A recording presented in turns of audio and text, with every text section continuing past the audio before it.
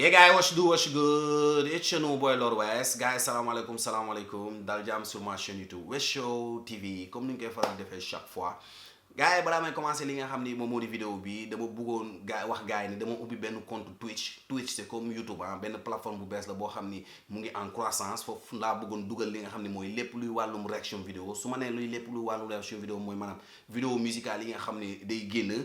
dañuy réactionner aussi tamit li nga xam ni moom moo di série TV tey par exemple bu maîtresse génnee tey ëllëg si biir dinañ def li nga xam ni moom moo di stream bi foofu noonu waxtaan si critiquer ko ensemble après tamit buy def chronique bi ñu def ko si li nga xam ni moom moo di chaîne YouTube West Show chaîne YouTube West Show deewul day continuer mais seulement que lépp luy réaction ak li nga xam ne moo di communauté West Show damaa bëgg ñu def ko si li nga xam ni moom moo di Twitch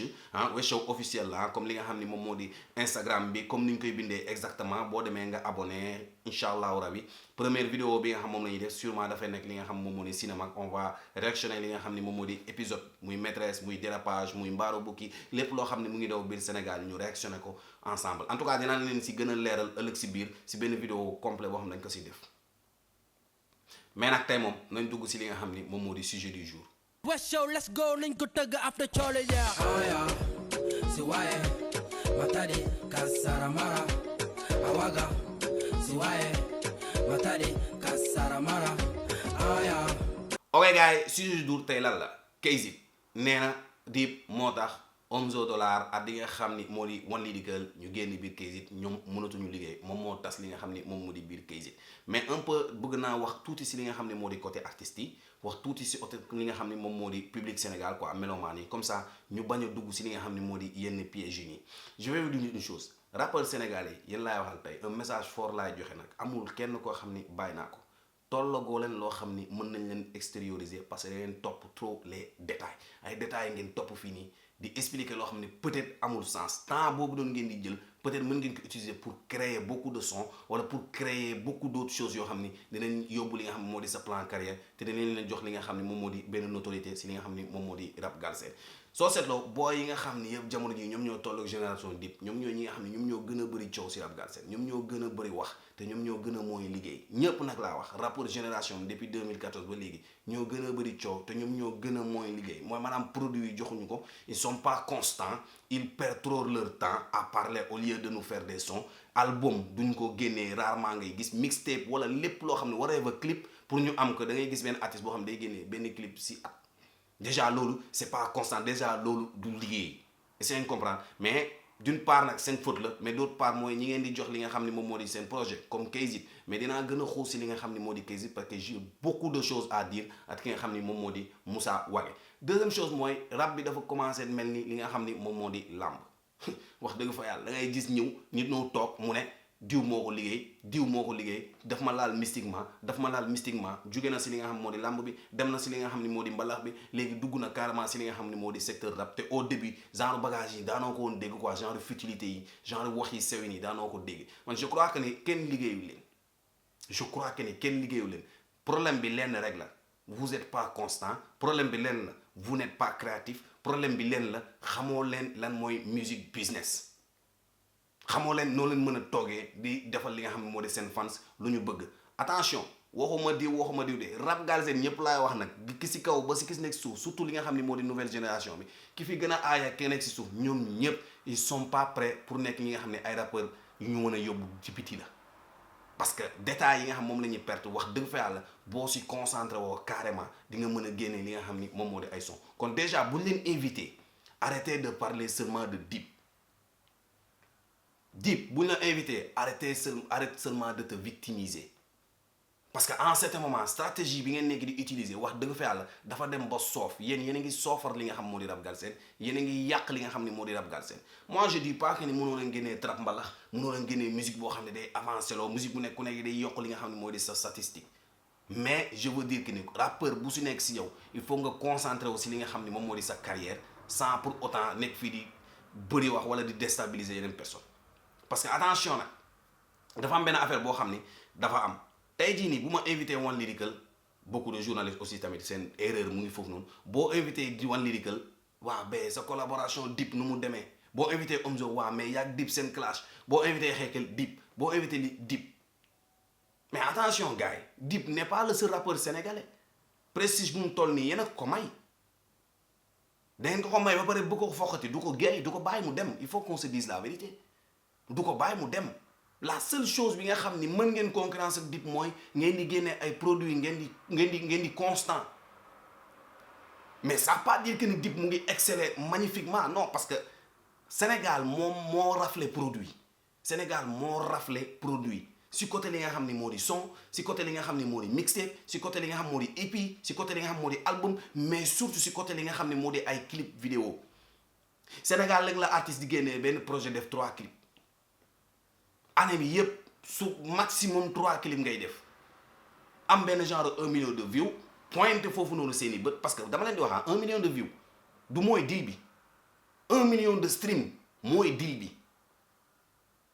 si Spotify si Deezer fépp foo xam mën nga fa dugal parce que là aussi tamit on y gagne l'artiste y gagne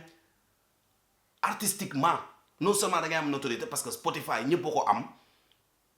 te day des fois mu def li nga xam ni moo di ay random mais aussi tamit il faut ngeen commencer génne musique boo xam ne day am qualité non seulement y a la quantité mais y a aussi tamit li nga xam ni moom moo di qualité kon déjà il faut ñu bàyyi yu sew yooyu quoi ay diw moom a liggéey perdre votre temps di wax si li nga xam ni moom moo di réseau yi ay diw clash ak tamit mais surtout aussi tamit mélomane yi bàyyi leen saa yu rappeur génnee rek ngeneen Dip la clash mélomaanu Dip yi fan sa Dip yi saa yu benn nit génnee rek ngeen ne Dip la clash Dip n'est pas le seul rappeur au Sénégal mais aussi tamit rappeur yeneen rappeurs yi saa yu Dip génnee benn son rek ngeen da ngeen see gis seen bopp ñëpp màbbandoo def ko alors quand même gars yi loolu du rap wax dëgg fa yàlla yéen a ngi yàq rap bi yéen a ngi soofar rap bi moo tax clash yi tey ñaar nit bu ñu clashantee war na mën a am ñaar ñu rek clash ça veut pas dire que ni ñëpp dañu war a màbbandoo ñëw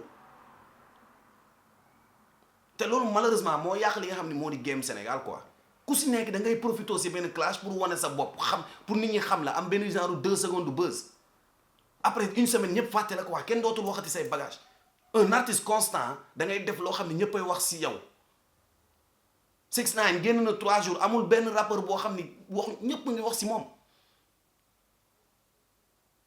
parce que dafa dund li nga xam ni moo di vérité duggul li nga xam ni moom moo di studio wax loo xam ni peut-être c'est pas vrai te amul benn rappeur Sénégal laa wax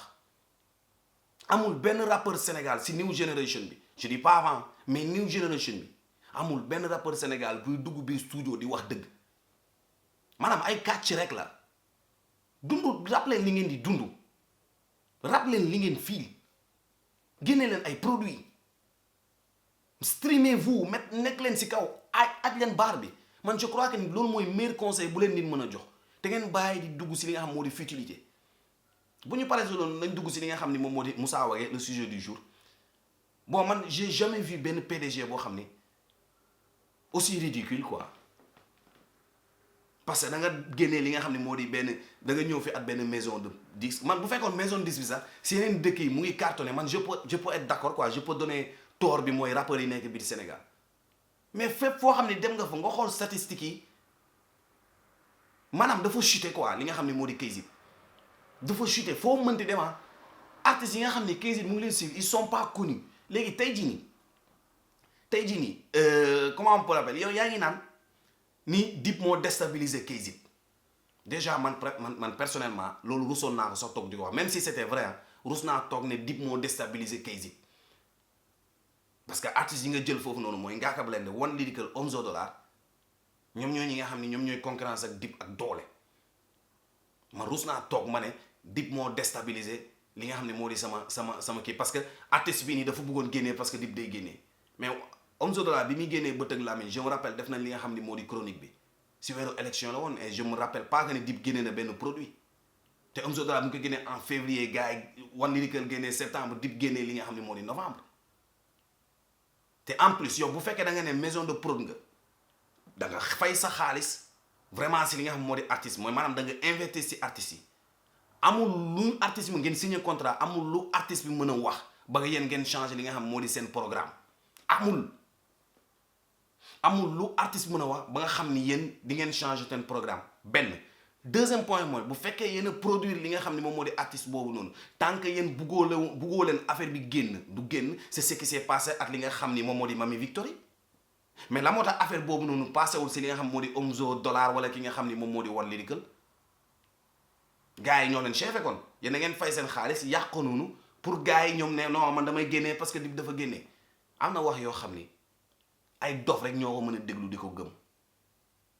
tout ce qu'il a dit laa la wax nii de du début à la fin à part ni instant yi ni Dip moo ëpp prestige parce que loolu moo fa nekk te yeneen rappeurs yi ñoo ko may man moom wax dëgg fa la j'y crois pas da nga saltel li nga xam ni moo di rappeur yooyu noonu da nga yàq carrière rappeur yooyu noonu parce que rappeur ba balaa mu fay dugg amoon na benn tour amoon na benn yoon boo xam ni jëloon na ko avec tes stratégies nga yàq rappeur yooyu noonu ba rappeur yi génn tey nga toog nga bëgg yow ne salir seen po di li nga xam ne moom moo di gaar li nga xam ne moom mooy sa prestige boo xam ne musul am Kayz yow dépp nga dugg biir Sénégal loo fi def amul benn rappeur boo xam ne dugg nga mu constant si li nga xam ne moo di musique en tant que maison de prod je dis pas label maison de prod amul lenn loo def loo xam ni rappeurs yi avancé nañ si maanaam bu ñu chutéwul du ñu avancé muy Ngaaka Blindé avant muy dugg Kayz muy Safari avant muy dugg Kayz muy Carlou D avant muy dugg Kayz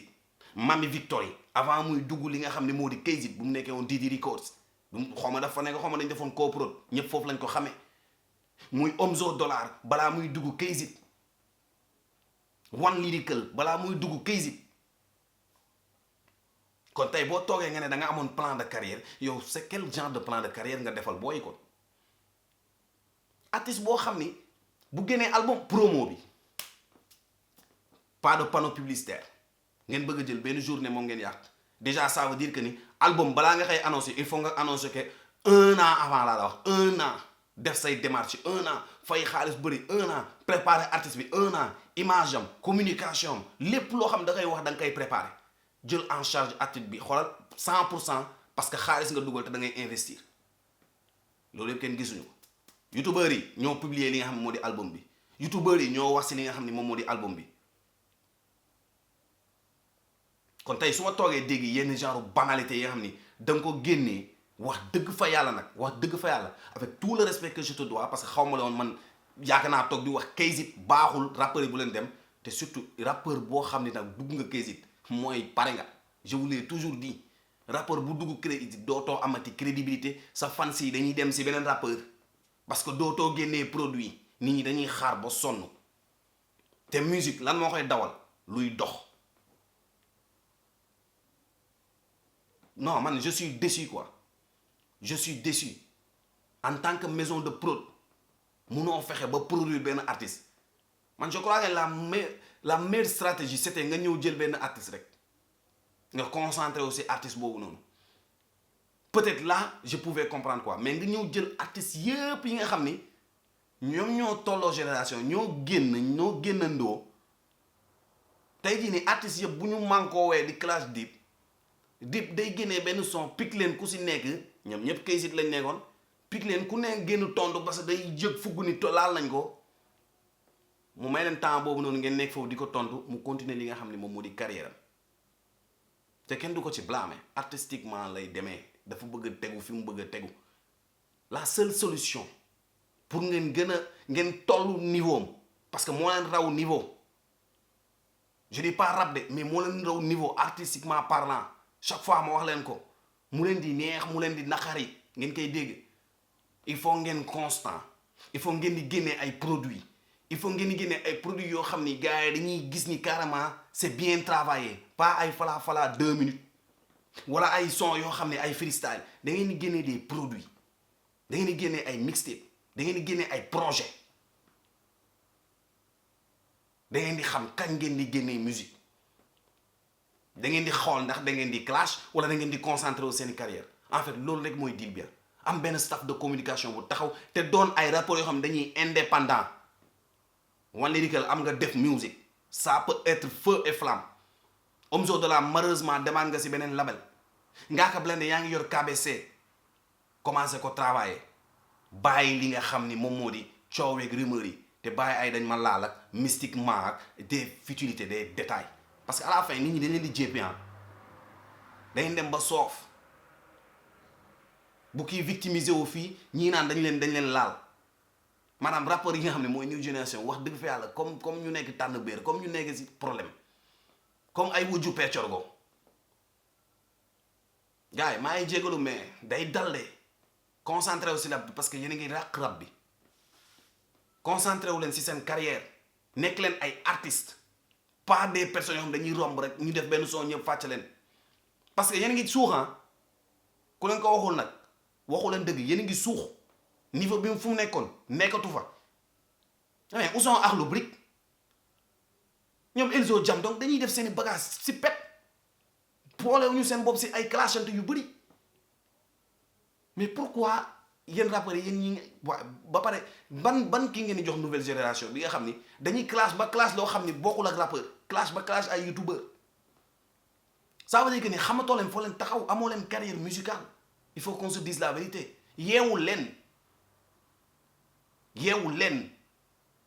il faut commencer à être égoïste rappeur da ngay égoïste rappeur da ngay rancunier rappeur doo bëgg kenn raw la amul frère amul xarit tu penses à ta carrière position bi si kaw ñaar nit mun ñu fa toog kenn rek a fay toog bul sonn amul kii ñoo bokk koñ ñoo bokk dëgg sama jabar la ak sama waaye tey sama mag bu góor bu doon rab sax da ngay concurrence parce que position boobu noonu yaa fa war a ne il faut ngeen dugal loolu seen bopp game la il faut ngeen di xam noo leen def ba am da ngeen di calculer te ku ma si waxal nag ku si jël mer maa ngi jégalu dëgg laa leen wax rek bugguma woon dugg si yenn détails yu bëri nii c'était juste pour englober li nga xam ne moom mooy parole yi nga xam moom laa bëggoon wax ku si nekk li nga xam ne moo di dëggam travailler international moom dégguñ ko léegi de day metti trop wasalaam.